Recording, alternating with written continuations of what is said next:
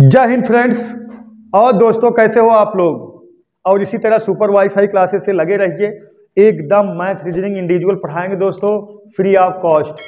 लेकिन आप लोग थोड़ा हमारे चैनल को प्रचार प्रसार करिए, पढ़ाने में कोई कमी नहीं है दोस्तों। और आप लोग समझिए अच्छे से, बस फर्क कितना है, हम एकदम इजी नहीं बताते। इजी नहीं मतलब हो एकदम जीरो लेवल से आपको 100 तक पूरा पहुंचाया जाएगा, मतलब 0 से 100 तक। उसमें सरल भी क्वेश्चन मिलेंगे, मॉडरेट भी मिलेंगे और टफ भी मिलेगा। ठीक है, तो आप पूरा तैयारी कर लीजिए। जिस लेवल का आप एग्जाम देंगे, परीक्षा दीजिए, आपका सिलेक्शन हो जाएगा। मैथ रीजनिंग का टेंशन छोड़ दीजिए, अगर आप सुपर वाईफाई क्लासेस से जुड़ गए हैं तब। चलिए, क्वेश्चन नंबर इसका टाइप कौन सा था? 3। टाइप 3 में पार्ट 1 पार्ट 2 हो गया, पार्ट 3 देखिए दोस्तों, आज समाप्त हो जाएगा। सही है, लिखिए। 3 संख्याएं ए बी सी के संबंध में ए बी का 1/3 है, बी सी का 2/5 है और a प्लस बी प्लस सी बराबर 46 है।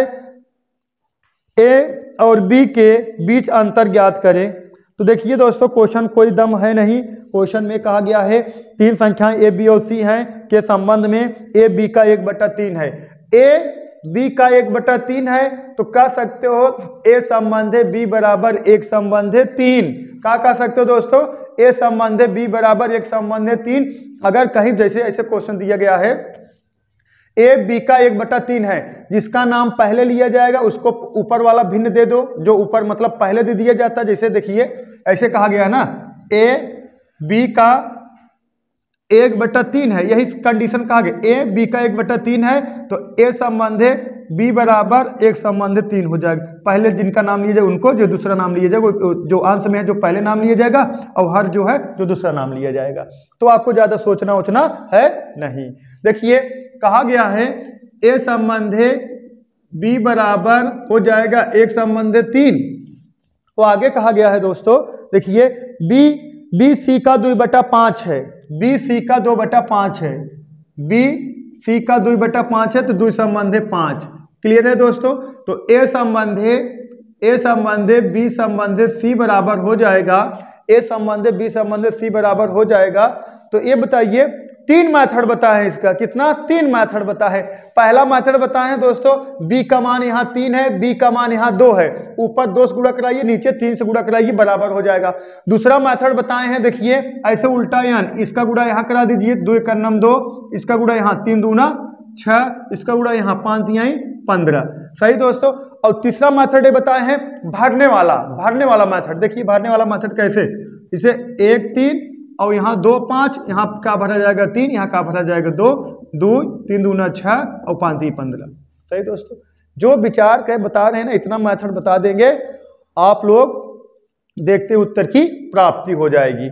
तो देखिए, ए बी सी का योग दिया गया है कितना? 46। और किसका वैल्यू पूछा गया है? आपको पूछा गया है दोस्तों ए बी सी का मतलब योग कितना? 46 है। ए और बी के बीच अंतर बताना है, ए और बी के बीच अंतर बताना है। ए और बी के बीच अंतर कितना है? बोलो, ए और बी के बीच अंतर कितना है? 4 का। अब इसका योग कितना? 15 6 का 2 23, कितना आ गया? 23। तो कह सकते हो दोस्तों 23 यूनिट बराबर कितने के? 23 यूनिट बराबर कितने के? 46 के। तो 1 यूनिट बराबर कितने के? 1 यूनिट बराबर दोस्तों 2 के। तो 4 यूनिट बराबर कितने के? 8 के। अंतर कितना हो जाएगा दोस्तों? 8 के। अंतर कितना हो जाएगा? 8 के। ये 8 का हो गया दोस्तों, आपका आंसर हो गया। क्लियर है दोस्तों? जो चीजें ना समझ में आए, आप लोग क्या करना है? कमेंट करना है। देखिए दोस्तों, अब इसको ओरल देख लीजिए। ओरल कैसे बताना है आपको? ओरल यही कहा गया है ना, यही कहा गया है। देखिए, 3 संख्याएं ए बी सी है के संबंध में ए बी का 1/3 है, ए बी का 1/3 है तो मतलब 1 संबंधे 3।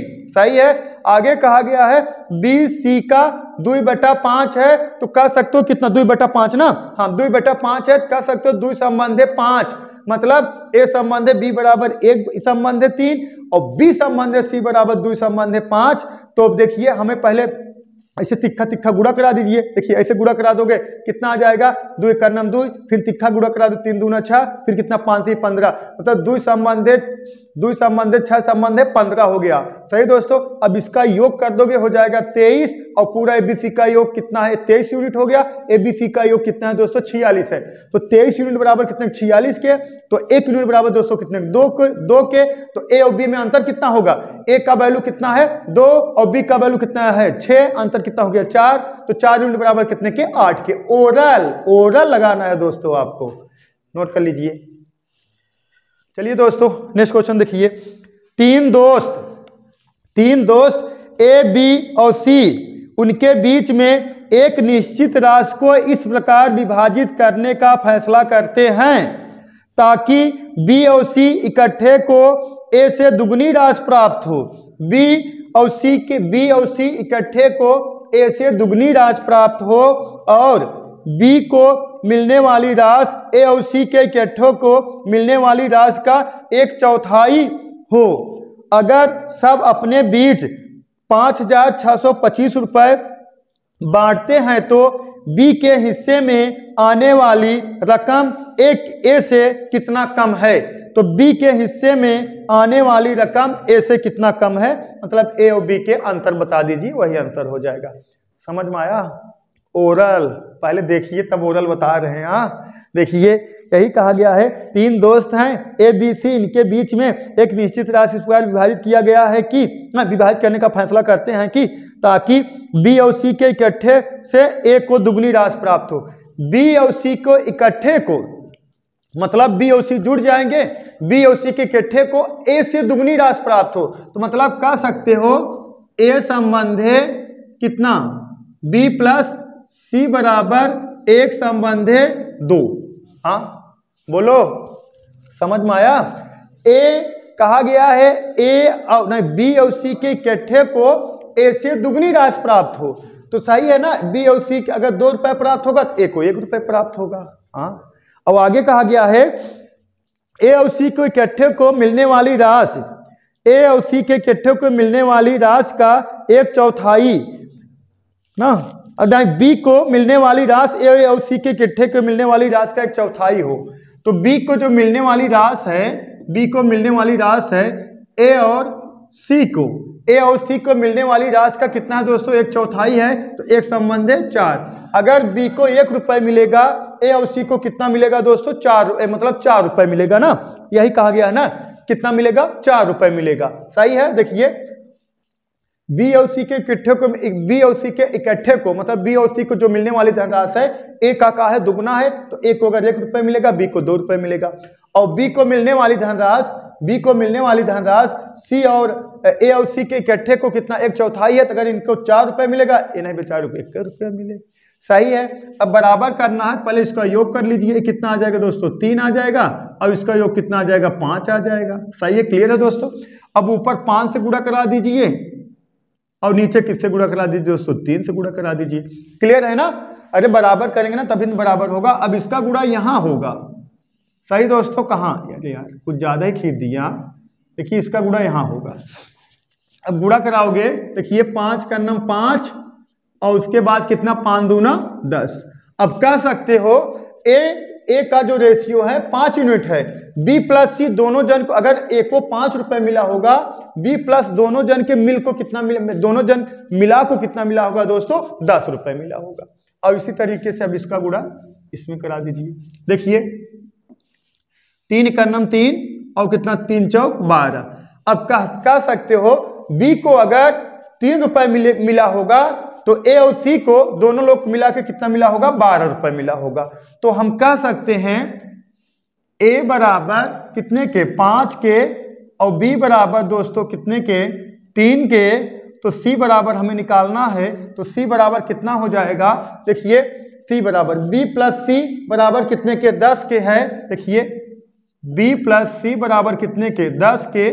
सही है। तो बी की वैल्यू दिया गया है कितना 3 और प्लस सी बराबर 10 के, तो सी बराबर दोस्तों कितने के 7 के। क्लियर है। तो आप कह सकते हो ए संबंधे बी संबंधे सी बराबर 5 संबंधे 3 संबंधे 7। क्लियर है दोस्तों, क्लियर है।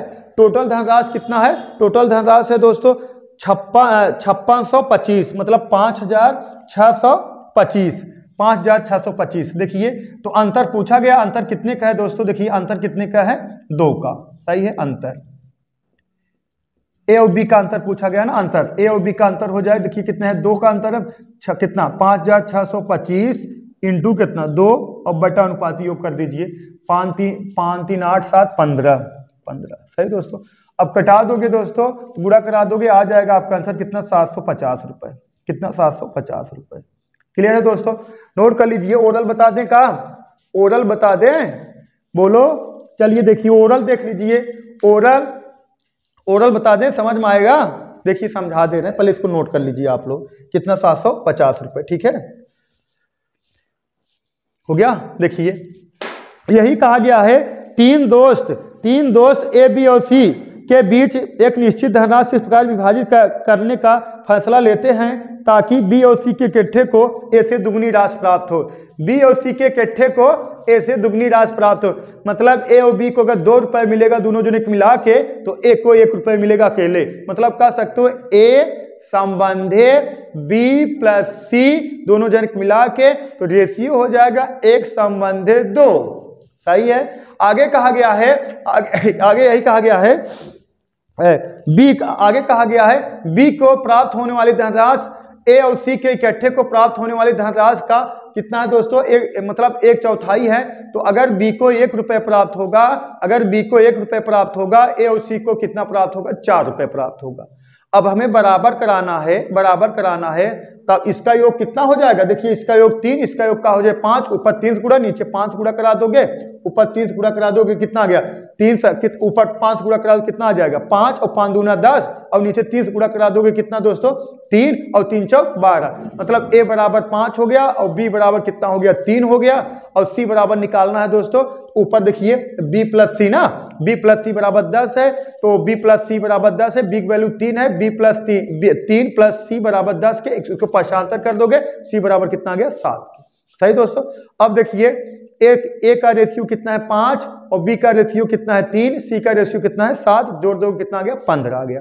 अब देखिए 56,000 कितना है? 5625, अब अंतर कितना? ए और बी का 2 का 5625 गुणे 2 बटा 15 कटा दोगे दोस्तों, आ जाएगा कितना? 750।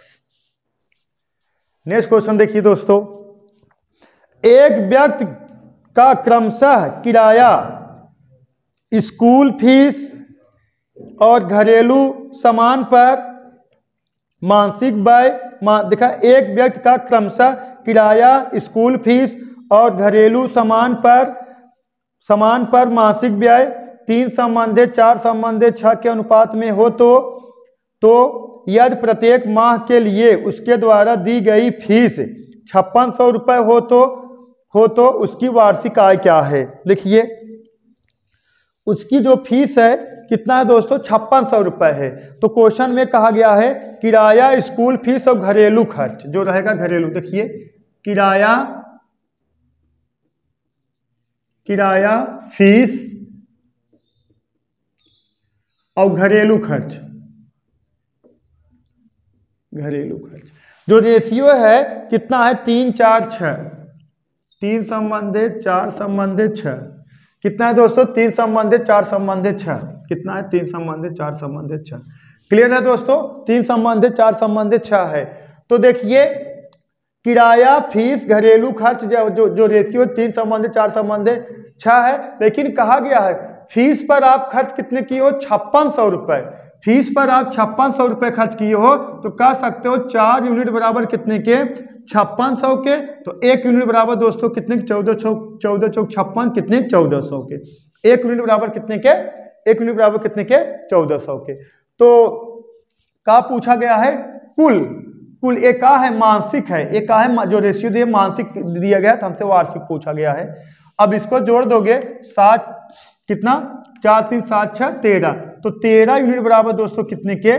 13 यूनिट बराबर कितने के? 13 गुणे कितना? 1400 आ जाएगा दोस्तों, गुणा करा दोगे तो 13 गुणे 14 कर दोगे 182 और 00, मतलब 18,200 रुपए ये आपका मासिक खर्च है। कौन सा खर्च है? मासिक खर्च। मासिक खर्च। लेकिन आपसे क्या पूछा गया वार्षिक खर्च, तो वार्षिक खर्च बिना इसमें किसमें गुणा करा दोगे 12 से। वार्षिक खर्च हो जाएगा, देखिए 18,200 इंटू कितना 12, 18,200 गुणा करा दोगे तो 12 आ जाएगा दोस्तों। देखिए 00 सही है, ऐसे गुणा करा दें। 12 दूना 24 के 4 सही दोस्तों, 12 दूना 24 के 4 और 12 अट्ठे 96 और 2 जोड़ दो कितना 98, हासिल लगा कितना 9, तो 9 तो 12 का नम 12 और 9 जोड़ दो कितना 21 कितना 2,18,400 रुपए हो गया आपका का वार्षिक खर्च। कितना दोस्तों वार्षिक आय ना, आय है खर्च नहीं वार्षिक आय, ये मासिक आय है दोस्तों खर्च नहीं है। हो गया मासिक आय वार्षिक आय, और इसी रेशियो खर्च हो रहा है। सही दोस्तों, तो देखिए अगर इसको ओरल लगाना है तो ओरल कैसे लगाओगे। अब देखिए ओरल में सिर्फ एक ही बात की दिक्कत, ओरल में कहा है ना सिर्फ लास्ट पूरा कट पिट जाएगा आपका, वैसे सिर्फ लास्ट में आपको थोड़ा हल्का सा गुणा कराना पड़ता है बस। ओरल का मतलब यही होगा। देखिए जो रेशियो है किराया और किसका फीस और घरेलू, किराया फीस और घरेलू का जो रेशियो है 3 संबंधित 6 संबंधित 3 संबंधित 4 संबंधित 6 है। सही है, किराया फीस और घरेलू खर्च का जो रेशियो है 3 संबंधित 4 संबंधित 6 है। तो फीस पर आप खर्च कितना किए थे 5600, फीस पर आप कितना खर्च किए थे दोस्तों 5600, तो 5600 फीस का यूनिट कितना है 4 यूनिट है, तो 4 यूनिट बराबर कितने के 5600 के, तो 1 यूनिट बराबर कितने के 1400 के, 1 यूनिट बराबर कितने के 1400 के। तो टोटल आपका जो खर्च का पूरा यूनिट है कितना है 4 3 7 6 13, तो 13 यूनिट बराबर कितने के 13 गुणे 1400 कर दोगे, तो 13 गुणे 14 कर दोगे 182, मतलब 18,200 रुपए आपका मासिक खर्च है। अगर आपसे पूछ लेता मासिक खर्च कितना है तो 18,200 आपका आंसर हो जाता, लेकिन आपसे पूछा कहा गया वार्षिक खर्च, तो वार्षिक खर्च मतलब 18,200 इंटू 12, 18,200 इंटू 12 कर दोगे जो आएगा आपका आंसर आ जाएगा। आपका आंसर आ गया 2,18,400। इतना तो गुणा कराना ही पड़ेगा आपको, सही है ना, कराना ही पड़ेगा, मतलब आना ही पड़ा। गाना है ना एक, नोट कर लीजिए। चलिए दोस्तों नेक्स्ट क्वेश्चन लिखिए भैया। केशव ने अपनी संपूर्ण धनराशि को अपने 3 पुत्र राम श्याम अरविंद के बीच इस प्रकार विभाजित करता है कि राम को श्याम का 3 गुना और अरविंद का 4 गुना, राम को श्याम का 3 गुना, राम को श्याम का 3 गुना अरविंद का 4 गुना प्राप्त हो यदि श्याम की धनराशि 7600 रुपए हो तो बताइए राम और अरविंद को मिलाकर कुल कितनी धनराशि प्राप्त हुई। तो देखिए राम श्याम अरविंद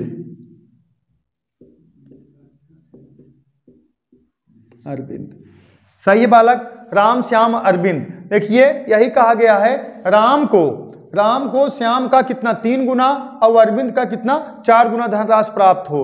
तो ये सब अगर इस तरह से क्वेश्चन आए, आप लोग ज्यादा लगाने की कोशिश करोगे ज्यादा लंबा खिंच जाएगा, इसको सब एज्यूम कर लिया जाता है। जैसे राम का 3 गुना और श्याम का 4 गुना, अगर इनको हम 12 दे देंगे, इनको 4 दे देंगे, इनको कितना दे देंगे 3 दे देंगे। देखिए अगर राम 12 यूनिट है तो देखिए कितना हो गया, इनका 3 गुना हो गया। यही कहा गया है ना राम श्याम का 3 गुना, देखिए 4 3 12 3 गुना है, और अरविंद का 4 गुना 3 चौक 12 4 गुना है, सही है ना। और श्याम का धनराशि दे दिया गया है कितना 7600 रुपए, और किसका राम और अरविंद का धनराशि पूछा गया है कितना होगा। तो एक तरीका ये है आप एज्यूम करके लगा सकते हो, बहुत बड़ा थोड़ी है आप ना समझ पाओ। यही कहा गया है राम को श्याम का 3 गुना और अरविंद का 4 गुना धनराशि प्राप्त हो रहा है। सही दोस्तों, अगर इनको हम 4 3 12 दे देंगे तो इनका ये 4 गुना 3 गुना हो गया, इनका कितना हो गया 4 गुना हो गया। ऐसे लगा सकते हो, नहीं तो ऐसे भी लगा सकते हो। देखिए राम को श्याम का कितना 4 गुना, देखिए तो हो जाए कितना दोस्तों, पहले इससे देखिए श्याम संबंधे राम बराबर कितना हो जाएगा 4 संबंधे 1। क्लियर है दोस्तों, श्याम संबंधे राम बराबर 4 संबंधे 1। और आगे कहा गया है राम को अरविंद का कितना गुना दिया गया है, कितना गुना दिया गया है 3 गुना। इनका 3 गुना ना, ये 3 हो जाएगा। और देखिए, और राम को अरविंद का कितना दिया गया है दोस्तों? 4 गुना दिया गया है ना, 4 गुना। तो आप कह सकते हो राम संबंधे अरविंद बराबर कितना? 4 संबंधे 1 ना, ऐसे नहीं है ना। देखिए, एक कहा गया है राम को श्याम का 3 गुना दिया गया है ना, तो ये थोड़ा उल्टा हो जाएगा, उल्टा हो जाएगा। 1 संबंध 3, अब सही है, क्लियर है। आप ऐसे भी सेट कर सकते हो, ये हो गया देखिए, ए संबंधे बी और बी संबंधे सी, मतलब श्याम संबंधे राम, राम संबंधे अरविंद, समझ रहे हो ना। जैसे ये कहा गया, देखिए राम को श्याम का 3 गुना, राम को श्याम का 3 गुना, तो लेकिन हम पहले श्याम लिख दिए फिर राम लिख दिए, तो 1 संबंध 3 हो जाएगा, और राम लिखते हैं तब श्याम लिखते हैं तब 3 संबंध 1 होता, सही है। तो अब देखिए, अब फिर देखिए, फिर कहा गया है राम को अरविंद का 4 गुना, तो राम संबंधे अरविंद बराबर 4 संबंध 1 कह सकते हो। ए संबंध बी, बी संबंध सी, बी हमेशा यही रहेगा तब इन कॉमन निकलेगा, सही है। ये देखिए, ए संबंध बी, बी संबंध सी, तो ये आ जाएगा। देखिए श्याम राम अरविंद बराबर, देखिए 4 का नम 4 और 4 तिहाई 12 और 3 का नम 3, क्लियर है दोस्तों। तो देखिए, Ram value 12, Shyam value 4, Arvind value 3, एकदम सेम टू सेम मैच किया कि नहीं मैच किया। और ये सब आपको सोच लेना है। अरे 4 गुना है इनका, अरविंद 3 गुना है, 12 रख दोगे कितना? 3 चौक 12, यहाँ रख दोगे कितना? 3 रख दोगे, 3 चौक 12, सही है। तो देखिए 4 यूनिट बराबर दोस्तों कितने के? 7600 के। यही कहा गया है श्याम की धनराशि जो है, श्याम की धनराशि कितना है? कितना है? 7600 रुपए। तो 1 यूनिट बराबर कितने दोस्तों? 1900 के। कितने? 1900 के। तो 5 कितना?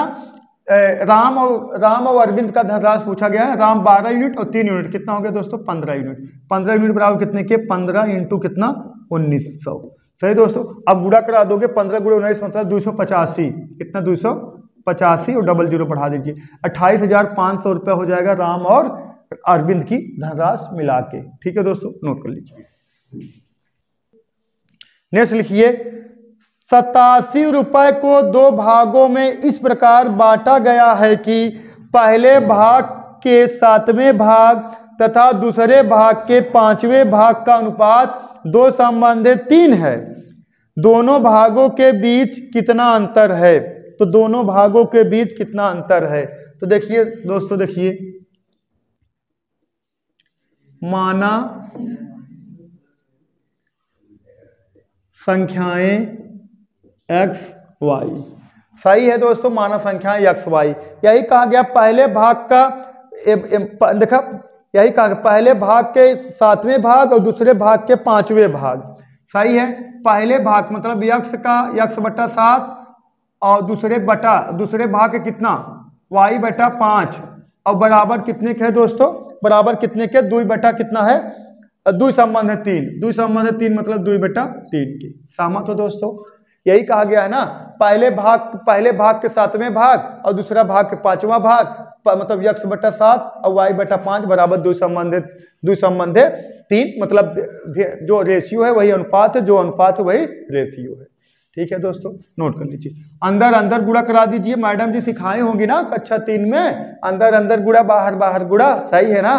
देखिए अब इसका गुणा यहाँ कराओगे, इसका बाहर गुणा करा दो, कितना? 5x बटा कितना? 7y, हाँ दोस्तों 7y बराबर कितने के? 2 बटा 3 के, 2 बटा 3 के, ठीक है दोस्तों, यहाँ लगा दे रहे हैं ना, दिखे आपको।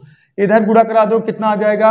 5 तिहाई 15x बराबर इसका इधर 7 दूना 14y, तो x बटा y बराबर, x बराबर का दिख रहा है आपको? 14, y बराबर का दिख रहा है दोस्तों? 15, क्लियर है दोस्तों, सही है ना। अब देखिए अंतर कितने का है? अंतर 1 का है। अंतर कितने का दोस्तों? 1 का है अंतर ना, अंतर तो पूछा गया है, तो अंतर देखिए, अंतर निकालना है तो कह सकते हो 87 इंटू 1 बटा अनुपाती योग कितना हो जाएगा? 14, 15 कितना? 29, 29 3 कितना होगा? 87, 3 का नम 3, ये 3 रुपए का अंतर होगा। कितनी दोस्तों? 3 रुपए का। ये सब देखते उत्तर की प्राप्ति कर लेना है दोस्तों। तो अगर ओरल देखना, ओरल देख लो। ओरल कैसे लगाना है? ओरल देखिए, पहले भाग का सातवां भाग दूसरे भाग का पांचवा भाग। हम संख्या मान ले रहे हैं कितना, यक्स और वाई, तो यक्स का यक्स बटा 5 कुलिक बटा वाई बटा 7 ना, नहीं पहले भाग का सातवां भाग है ना दोस्तों, हाँ पहले भाग का सातवां भाग और दूसरे भाग का पांचवा भाग, सही है। पहले भाग का सातवां भाग और दूसरे भाग का पांचवा भाग कितने के बराबर है, द्वि संबंधित 3 के बराबर है। तो कह सकते हो यक्स बटा 7 और कुलिक बटा वाई बटा 5 बराबर द्वि संबंधित 3 मतलब 2 बटा 3 के। क्लियर है दोस्तों, अंदर अंदर बाहर बाहर गुणा, बाहर बाहर गुणा करा दो, 5 यक्स बटा कितना 7 वाई बराबर 2 संबंध है 3 है तो मतलब 2 बटा 3 के। अब तिक्खा गुणा करा दो, कितना आ गया 5 तिहाई 15 यक्स, इधर गुणा करा दिए दोस्तों, कितना आ गया 7 दूना 14 वाई, सही है। तो यक्स बटा वाई बराबर यक्स बराबर कितने के, यक्स बराबर 15 के और वाई बराबर ना यक्स बराबर 14 के, वाई बराबर दोस्तों कितने के 15 हो जाएगा, सही है। अंतर कितने के, 1 के, अनुपात योग कितना हो गया 29, मतलब 87 गुणे 1 बटा कितना 29, कटा दोगे आ जाए कितना दोस्तों 3 के। ठीक, नोट कर लीजिए। चलिए दोस्तों नेक्स्ट क्वेश्चन देखिए, 53 रुपए की राशि को ABC में इस प्रकार वितरित किया गया है कि ए को बी से 7 रुपए ज्यादा मिले और बी को सी से 8 रुपए ज्यादा मिले, तदनुसार उनके हिस्से का अनुपात क्या होगा, तदनुसार उनके हिस्से का अनुपात क्या होगा।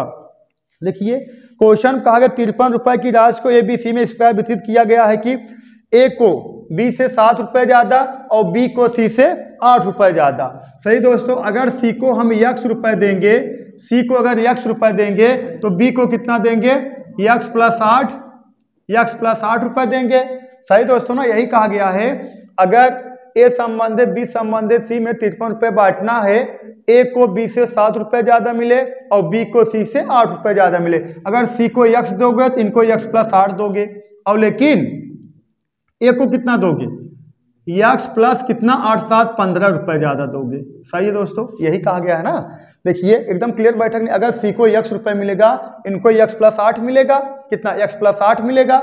अब इनको ए बी हो गया, अब बी को ए को बी से 7 रुपए ज्यादा, इसमें 7 प्लस कर दोगे 8 7 15 हो जाएगा, और बराबर कितने के 53 रुपए के। क्लियर है दोस्तों।